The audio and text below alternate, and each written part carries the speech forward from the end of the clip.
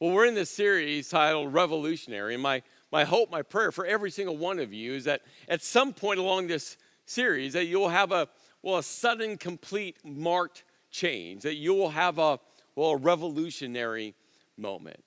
And across this series, we're looking at 6 different insights, truths from Jesus that will have the power to have a revolutionary moment within you. In part 1, we looked at that you are accepted in a world that has mastered rejecting people, and even at moments within the church rejecting people, that, Jesus is like, no, you are accepted, which led to number 2, that you are forgiven. Yes, the things that you have done, the things that you wish you hadn't done, the things that you're thinking right now, and just know that, we're all sinners, and that the story of Jesus and the cross is about him taking on the sin of the world, your sin and my sin. And when you place your faith, your trust in Jesus, that sin is wiped away.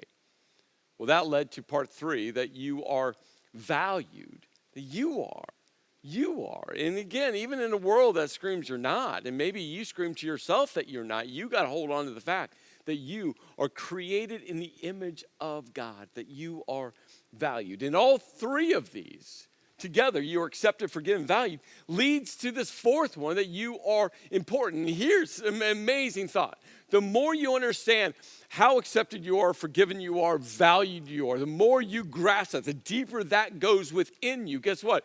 The more you're going to understand how important you are to God's purpose and God's mission to tell all people that they're accepted, forgiven, valued.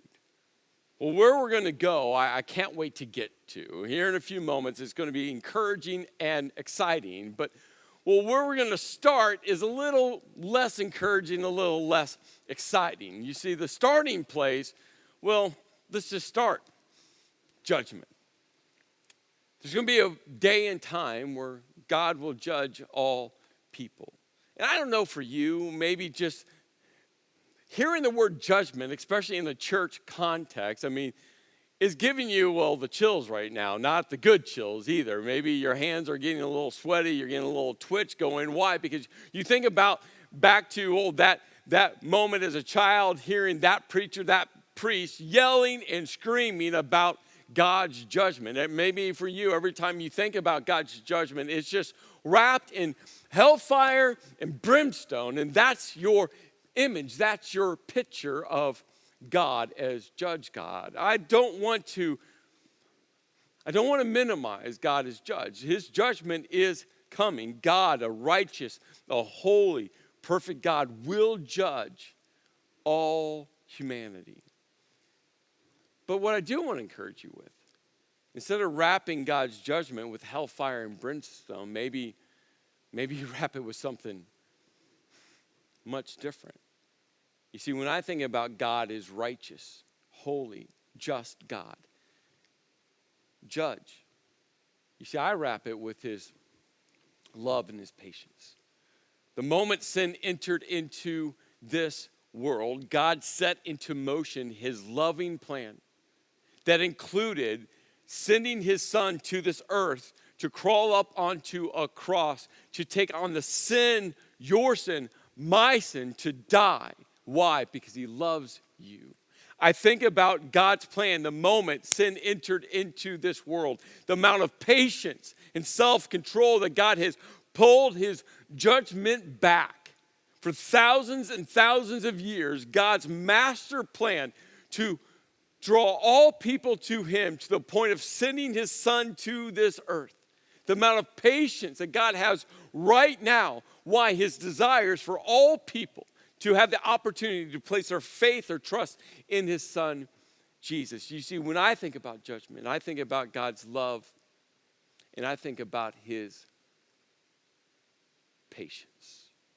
Well, we're going to be looking at one parable found in Matthew chapter 25.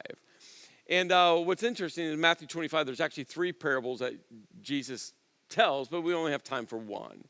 But in Matthew 24, it actually starts the teaching that leads into Matthew chapter 25. And the teaching that Jesus does, gets kickstarted by a question that the disciples asked Jesus. It's a question that I'm sure many of you have asked before, maybe you're asking right now. And this was a question. When will this happen, and what will be the sign of your coming and of the end of the age? Right? Haven't you asked that question? Like, when is the end coming? When is Jesus coming back? When is God going to say, I'm done with this earth? Like, when? Isn't that a question? Maybe for you, you've watched YouTube videos about the end times. Maybe you've read books about the end times, and there's mathematical formulas and lunar cycles, and you think you kind of know when the end is going to be. Maybe you've sat with a friend that can quote the prophecies from Daniel into Revelation and tie it all together and all about the end times. And, well, this has been the question. 2,000 years ago, Jesus hadn't even died yet, and the disciples were going, hey, when's the end coming? It's a question that people are asking to this day. Well, after they ask the question, the first thing that Jesus says, I think is, well, it's kind of interesting and it's something that we can't dismiss. Immediately, Jesus, to this question, says, watch out that no one deceives you. That's right out of the gate. He goes, hey, people are going to try to say they know. People are going to try to convince you. They're going to have their math formulas, and they're going to have, insights into, and they're going to connect all these things. People are going to try to deceive you. Don't let them deceive you. Don't let them deceive you. Then Jesus goes and he talks about, signs of the end of the age. And he goes, hey, the world's will be filled with division, betrayal, wars, persecution, false prophets, and deception. And here's the thing. This was a list some 2,000 years ago, and, we can check all the boxes right now. And I hear people say, well, yeah, Chris, don't you think the end's near? Because look how bad the world is. And I always like to just kind of take a time out. And I'd give you a time out right now. Yeah, the world's bad. The world's filled with all of these things. But just glance back in history for a moment. Because the world has been really, really bad since sin entered into the world. I think about that small village that, the day Genghis Khan came in and wiped out everyone. That was really, really bad. I think about the Jewish family living in Poland just decades ago. That was really, really bad. You see, what we like to do is we like to, look at our present day world and say, look, the end's near, because look at all these things that's happening now. I'm like, yeah, just look over the course of history. This is what the world has been doing for thousands and thousands of years. It's been really, really bad, and it's really, really bad now, but it has been. But then Jesus, I want to highlight two things he says in Matthew chapter 24 that not only help us go where we're going to this day, that you are important, but maybe will help answer the question, when. You see, Jesus actually directly answers that question. And this is what Jesus says. But about that day or hour, no one knows, not even the angels in heaven nor the Son, but only the Father. So if you watch a YouTube video and they say they know, they don't. If you read a book and the book has all the calculations in it and it says they know, they don't. If you sit with a friend and the friend goes, I know, I've been reading Daniel and the 70-week prophecies and Revelation. I know. No, they don't. Jesus couldn't have been any clearer. Like, no, not even I know. Only the Father knows. And think about Jesus saying that. I don't even know. Only the Father knows. And you might be wondering, if Jesus and God were one, how in the world did Jesus not know? Well, I encourage you just to go to Philippians chapter 2, verse 6 through 8. Paul does a masterful job, just succinctly sharing about the relationship that Jesus chose to have with God the Father. That Jesus chose to be submissive to God the Father. He took on the very nature of a servant, and he humbled himself, even death on the cross. You see, over and over again, we see Jesus, when he was on this earth, choosing to be submissive to God the Father. Plus, I think Jesus knew that we couldn't handle the information. Like, if we actually knew when the end was coming, we'd just stare at the clock until it was here. And that all leads to, why you are important. This is what Jesus said. Jesus says, and this gospel of the kingdom, the good news about, God's plan for the world through Jesus will be preached in the whole world as a testimony to all nations, and then the end will come.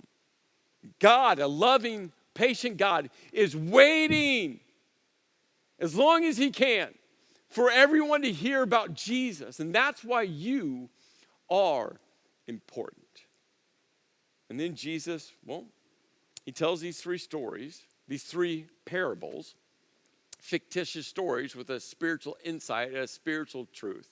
And we're going to look at, this one, the sheep and the goats. Let's jump in.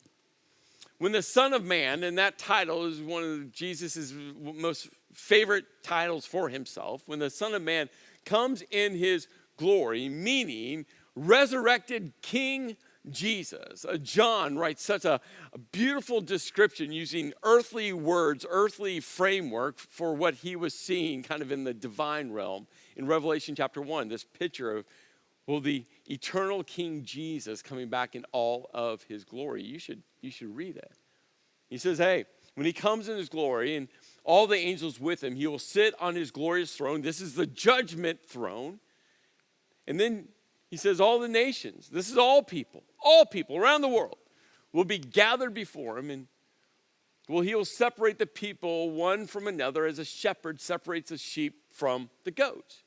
And he said, the sheep will be put on the right, and the right was kind of the favored position.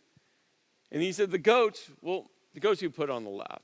Now what we have to understand is, 2,000 years ago when Jesus was sharing this parable, everyone understood just, the life of a shepherd and the difference between sheep and goats. You see, from a distance, sheep and goats look very similar.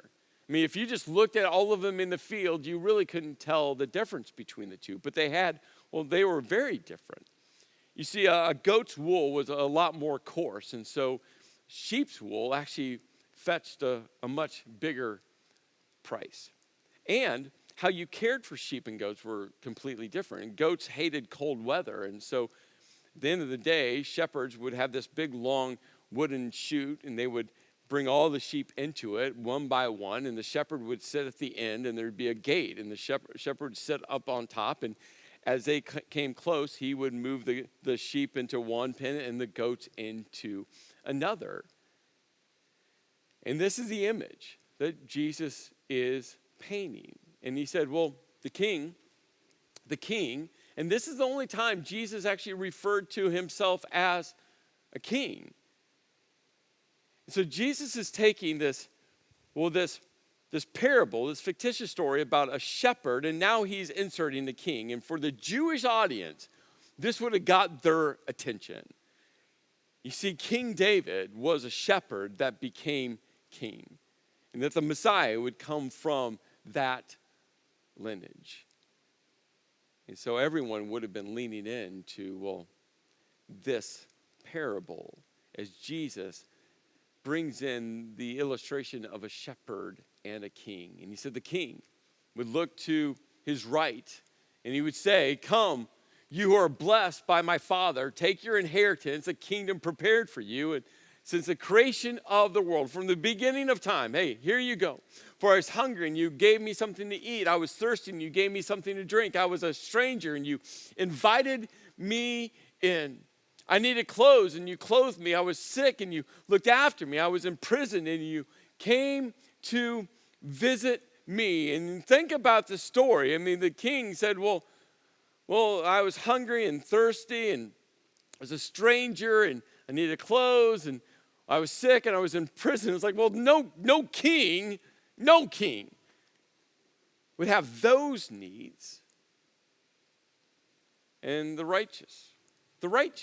Now, this was a jab to the Jewish religious leaders and, the Jewish people that thought righteousness was all external.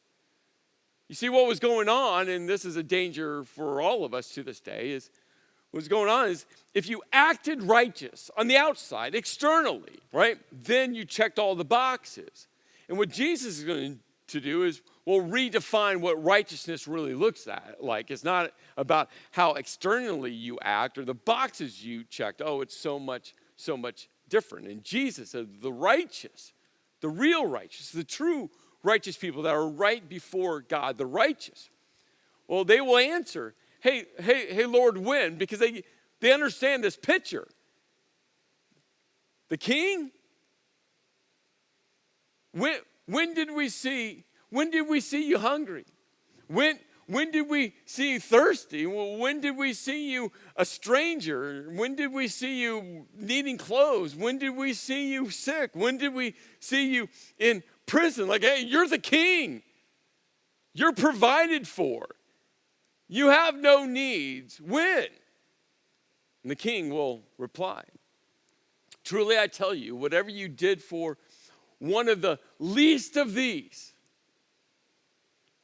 someone with great need, someone at the opposite end of the spectrum from a king, brothers and sisters of mine, you did for me.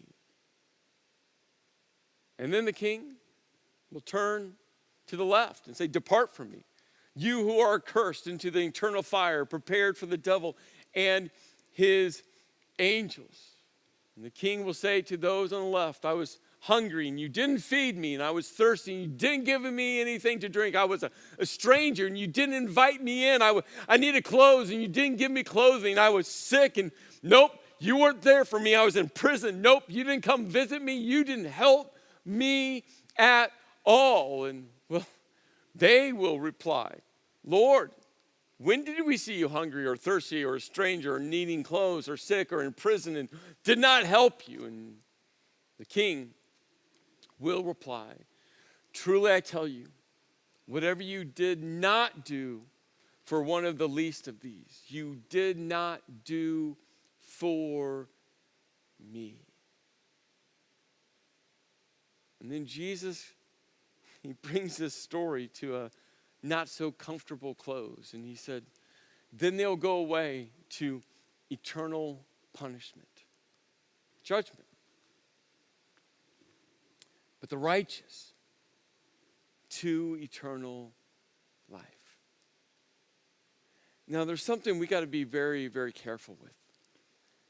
Because there's something that it'd be easy for you hearing this story to start thinking about. It'd be easy for you to say, so do you have to earn your way to eternity? Is that what Jesus was teaching? Like, okay, if I find someone who's hungry, give them food. If I see someone thirsty, give them water. If I see a stranger, I invite them in. If I see someone who needs clothes, I give them clothing. If I see someone sick, and I help them. If someone's in prison, I go visit them. If I do those things, then I get eternal life. And Jesus in no way was saying you earn your way. What Jesus is saying is this, is there's evidence of your faith connected to Jesus. That how people will know that you are a Christ follower isn't about all these external check marks that you just put on a good show. That people will know that you are a Jesus follower by how you, it's like we say at TCC, how we love first. You see, I think about this list. And with Jesus, like, hey, it's just going to be evident that when you become a Jesus follower, it's just going to leak through you. It's going to leak on everyone else. That the love of Jesus within you is going to drive you. It's going to be evident for you to care for people, the least of these, and everyone else. You see, the more you understand that you are accepted and that you're forgiven and that you are valued, the more you understand that for you, the more you understand God's heart for everyone. And what Jesus is saying is, guess what? Remember, the end of the age won't come until everyone hears about Jesus. And Jesus talked about this. The greatest way for people to lean into him is how? By how you love. It's how you serve. It's how you treat everyone. And this gets to something I'm so excited about to share. You see, there's one thing I love about all of our churches, filled with people that aren't trying to earn their way to heaven because they know they can't, but living passionately a life reflecting Jesus' love, reflecting a life of how Jesus lived, reflecting the life of how Jesus led, reflecting a life to say, you know what, let's do this. And I wanted to share with all of you what's happening within our churches. And well, I want to invite you just to be a part. And just maybe, as I share in the next few moments, that maybe there's going to be a sudden, complete, marked change, a revolutionary moment for you. You see, we have two massive components of our impact strategy, our global impact and our local impact. And it's just, it's like it sounds. Our local impact is in all of our communities that we have churches in and the surrounding communities. How are we going to help serve, put love into action in every one of our communities? Our global impact is, everywhere else. And I'm not going to share with you an exhaustive list of everything we're doing, but I do want to highlight a couple, really exciting things that are happening right now that maybe you want to join us with. Attached to TCC, we have a nonprofit. It's called Square One Community. And the heart of Square One Community is helping people to go from surviving to thriving. We want to help people that want to, kind of get up on their feet and take a new direction in their life. People that maybe have made some bad decisions or life has just been really difficult for them. And we want to come beside them to help them go from surviving to thriving. And as we've been pursuing that end to say, how can we do this? We'll do this more and scale it. We knew as a church we needed another arm for us so we can connect with more organizations. You see, Square One is a nonprofit, is able to get into some areas that maybe a church can't. And it's already proving that it can in such a powerful way. One of the things we launched is something we call House to Home. And House to Home is, it's taking that vision, helping people go from surviving to thriving, and just taking that vision and just wrapping it. You see, House to Home is all about, generous people like you donating gently used home items. And we resell it at a discount to people to help them. But you see, that's only step one of House to Home. That's not the only thing we're doing. You see, what we're passionate about is, what are the real needs in people's lives and how do we meet those needs? And one of the things we discovered is there's people in our local communities that desperately need mattresses. And so we have some great business partners that are helping us with that. And we've been giving away mattresses over the last about 3 months. As of right now, we've given away 44 mattresses. And I think that number is significant because we're just getting started. And so some of the proceeds from House to Home helps us to buy more mattresses so we can give more mattresses to people. And we're already getting phone calls from other nonprofits that hear about us, and they're like, hey, I have a veteran that needs a mattress. Can you help us out? And we say, yes. We have an elderly couple that needed mattresses, and we got a call from another nonprofit, like, we can help. We received a call one day from an older lady that her mom was moving into another care facility and didn't have a bed. And she was like, I don't have the money for a bed. And we're like, we got a bed for you. And the stories keep going and keep going. And again, we've just been at this a few months. And already this year alone, we've given away 44 mattresses. And we're just getting started. Another layer to House to Home is our business partners. And maybe this is something for you. You're a business owner. You're a business leader. And you see, I'm so thrilled that we're partnered with Miller Home.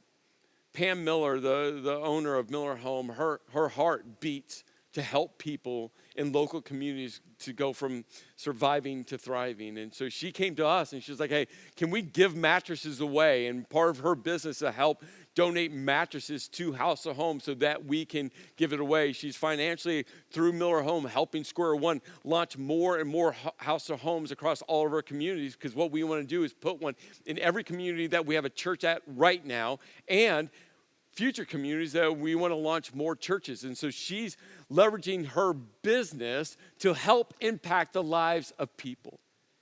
And so if you're a business leader, business owner, I just want to say, why don't you partner with us? It's so exciting. Again, I feel like we're just getting started, and so many people are already being helped. In fact, if you are a business leader, I would just ask you, drop me an email at chris@sq1.community, and just let's start a conversation. There's another business leader. His name is Tim Britton. Tim owns Clearfield Metal Technologies, and he reached out to me, and his passion, again, is to leverage his business to help people. And one of those things is helping people who maybe took the wrong turn in life, and they just can't, well, no one else will hire them. And Tim's like, I want to create a pathway where we can take people. Maybe they're just getting out of prison, getting out of jail. Maybe they're getting out of rehab. No one else will hire him. He goes, I'm willing to take the risk to help people because I believe in the mission of helping people go from surviving to thriving. So Tim and myself with Square One and Clearfield Metal Technologies, we're just, again, we're at the very beginning, just trying to figure this out. But what I appreciate is, again, business leaders that realize they can leverage their business to impact the lives of people. Is that you? Maybe you have an idea right now. Again, message me. Maybe for you right now, you don't know how. Message me. We can figure it out together. Maybe for you as a business, you just want to give financially so we can give more mattresses to people. Join us. It's happening every week. Lives are being changed. Another thing I'm really excited about is what we're calling lifelines. And lifelines, one of the things we realize is, well, throughout COVID, there's a mental health wave that was already here, but it's gaining steam as, well, it's been such a difficult year. Laurel Carell, who is our campus pastor up at our Ridgeway campus, months ago came to me, and she had this burden that got to put onto her heart. It's like, hey, how do we help people in our local communities that find themselves, well, kind of at the crossroads? Whether that's maybe it's an addiction, maybe they just lost a job, maybe it's depression. I mean, whatever goes on that list. I mean, there's so many needs, and they just don't know where to go. She goes, how can we do something to help people and connect them with someone to help them? How do we throw a lifeline to people who are at that point in life? And I looked at Laurel and said, Laurel, let's run with it, and she has. So this weekend, we're officially launching Lifelines. And Lifelines is a partnership, again, with TCC and Square One Community because we want this for all people. Already, we have over 8 life coaches that are going to be just available when someone messages us and says, hey, I just need help, for them to be there to help them get to the help they need. You can simply text 833-709-0962, the word lifeline, and we'll send you that link. But here's what I'm excited about it. Within all of our smaller towns, there's not a lot of resources. But we as a church, we as a nonprofit, Square One Community, we can do something about it. And maybe God's stirring on you to be a life coach. Maybe God's stirring on you to, well, maybe there's another vision. Because I think about our teen moms. Incredible women that are helping mentor and care and love for young moms. I think about Celebrate Recovery, a space that's created for people that, well, they've hit a roadblock in life, and a group of people helping them navigate life together. You see, there's so many different opportunities for you to be a part of, well, us helping people. And guess what? We all need help at times in life, don't we? Well, that all gets to our global impact partners. I mean, we have global impact. We're supporting a church up in Boston, and we are also helping Campus Crusade in the State College area. But what I wanted to highlight is, well, Compassion International. And right before COVID, we had really kind of narrowed in on a country, Ecuador. And we just said, we just wanted to sponsor every child we can in this one region of Ecuador. And why do we want to do that? Well, we want to make a significant change in that one region. And then eventually, once things open up again, we want to start, well, taking trips to that area in Ecuador so that, well, you can visit the child and the family you're supporting. And so right now, if you just send a text to text the word sponsor. We'll send you that link. You can also go to compassion.com/TCC and sponsor a child or two. Again, we can do something to make an impact in people's lives.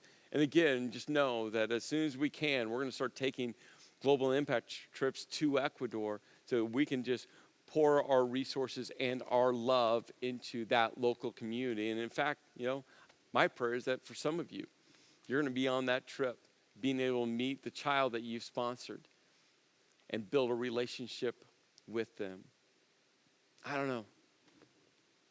This is just a snapshot. What do you need to do to join God with what he is doing? Remember that you are important. You are. And God wants to leverage your life to intersect with someone else's life, to put love into action. So let's do this together. And let's impact as many lives as we can. Let's pray. Lord, I'm thankful for who you are and what you're doing. And Lord, I just pray that our churches take this call seriously, that we'll leverage all of ourselves to join you in what you are doing, to put love into action, to help people, all people, people like us, people not like us, that we'll be a church who loves first. In your name I pray. Amen.